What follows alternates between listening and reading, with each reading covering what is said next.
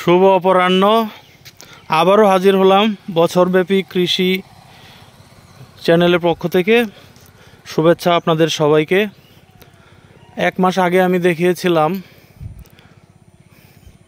কলার চারা লাগানো হয়েছিল, সাথে দেয়া হয়েছিল সাথী ফসল হিসাবে লাল শাক এবং লাউ শাক।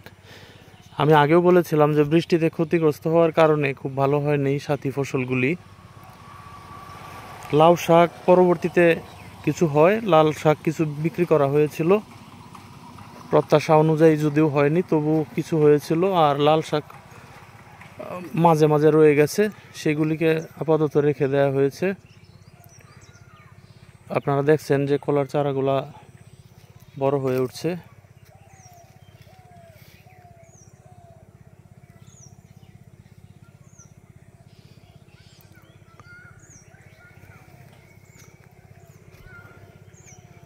পাশে আমার এক প্রতিবেশীর কলার ফসল উঠে গেছে, মাঝে মাঝে কলার ছড়ি রয়ে গেছে।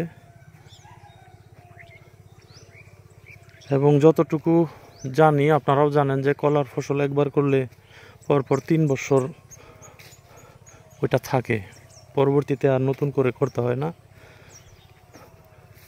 একটি গাছের গোড়া থেকে যে একটা বুক বলে, যে গোড়া থেকে যে বুক বের হয়, সেগুলি পরবর্তীতে একটা রেখে বাকিগুলিকে কেটে কেটে আবার ক্ষেত তৈরি করা হয়।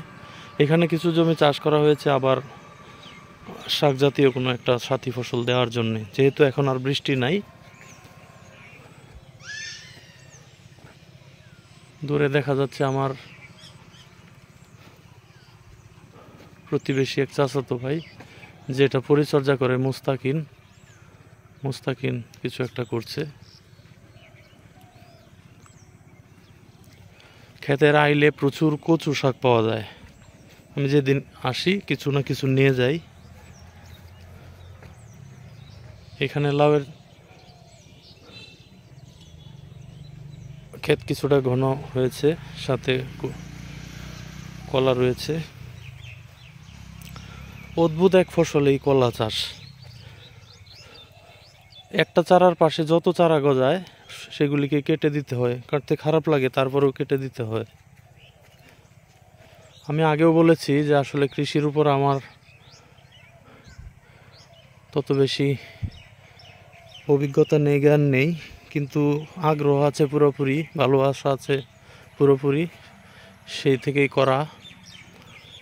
আপনারা পরামর্শ এবং অনুপ্রেরণা দিবেন যাতে আমি খুব ভালোভাবে এটা করতে পারি। আপনারা যারা আমার এই চ্যানেল দেখছেন সবাই দোয়া করবেন এবং সাথে থাকবেন। আমি 1 মাস পরে পরে, আল্লাহ যদি আমাকে বাঁচিয়ে রাখেন, 1 মাস পরে পরে আপনাদেরকে রিভিউ দেব। একজন নতুন কৃষি উদ্যোক্তার কৃষিটা কেমন হয় আমি আপনাদেরকে কিছুদিন পর পর দেখানোর চেষ্টা করব।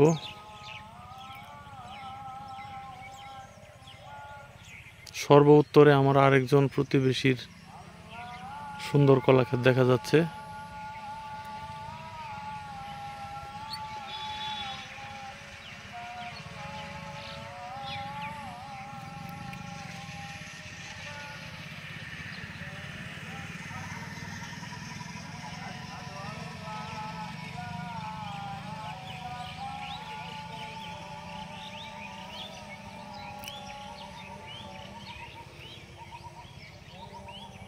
সবাইকে আবারও শুভেচ্ছা, শুভ অপরাহ্ন।